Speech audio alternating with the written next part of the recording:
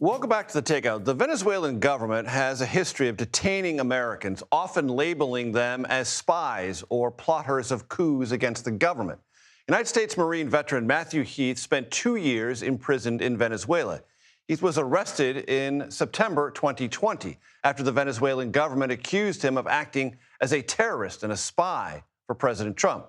He was freed as part of a prisoner exchange later. Matthew Heath joins me now. Matthew, thank you for your time. Briefly explain what happened to you and how it was that you came to be freed from your Venezuelan captivity. Oh, Major, thank you for having me on. Well, I'm one of the more than 44 Americans that were detained under Nicolás Maduro's regime, wrongfully detained in Venezuela. Nicolás Maduro wrongfully detains Americans to use as trading chips as a policy tool. I was released along with 6 other Americans for the trade of his 2 nephews who had been convicted for narco trafficking several hundred kilos of cocaine into the United States. When you were in Venezuela, what were you doing and how did this arrest go down? Well, like many Americans, I was just simply traveling through. I was stopped at a normal checkpoint. I was in a taxi. They asked to see my passport. I showed them my American passport, and I was immediately detained. I was taken by the military counterintelligence of Venezuela, and I was placed in their holding facility. It's called Casa de los Sueños, the House of Dreams. I can assure you that it does not live up to its name. It's a facility that there are 5 Americans that are still being held in Caracas tonight, and they're under terrible treatment. Everything that you can imagine. There's torture. There's not access to clean drinking water, medical facilities. They're under very brutal treatment down there. You were abused while you were in captivity, Matthew? Well, by any definition of the word, I was tortured. I'll tell you one of them. They handcuffed me to the frame of a metal bed and electrocuted me with a car battery and jumper cables.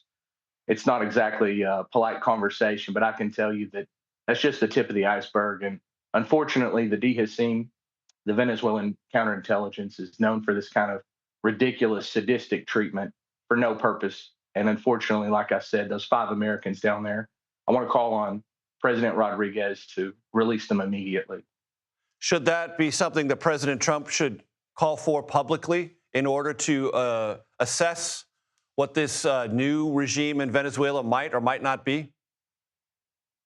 Well, the purpose for him to call for it publicly would probably help the morale of the family members. However, I think that he should get on the phone tonight, call Delcy Rodriguez, and say that he's sending a plane down there and that he'd like them loaded on that plane immediately. I think that we've still got time to get them home tonight.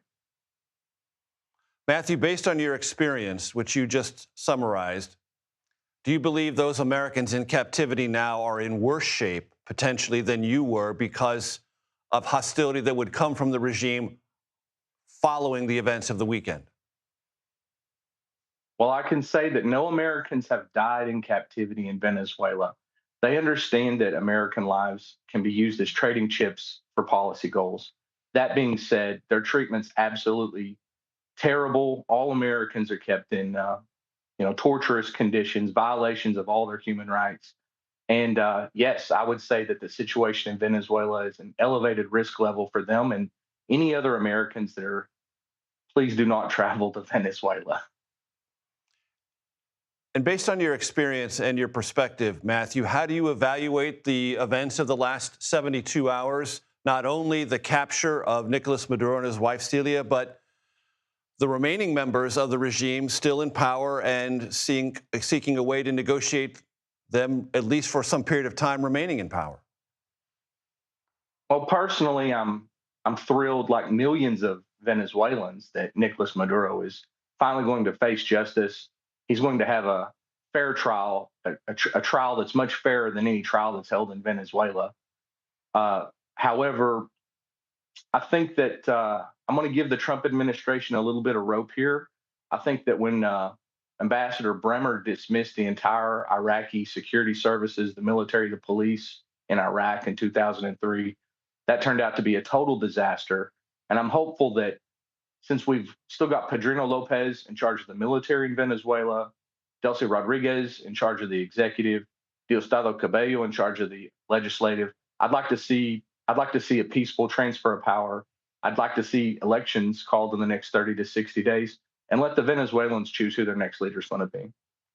Matthew Heath, I appreciate your time. I'm sorry for what you suffered, but I do appreciate you letting my audience know what it was like and what your perspective is on the days ahead. I appreciate it very much. Thank you. Garrett, could I leave one last thought? Sure, you can call me Major too. Major Garrett, I'd like to call on the Trump administration to charge Nicolás Maduro with 44 counts of kidnapping. Thank you very much. They watched the program. I'm sure they've just heard you. Matthew Heath, thank you very much.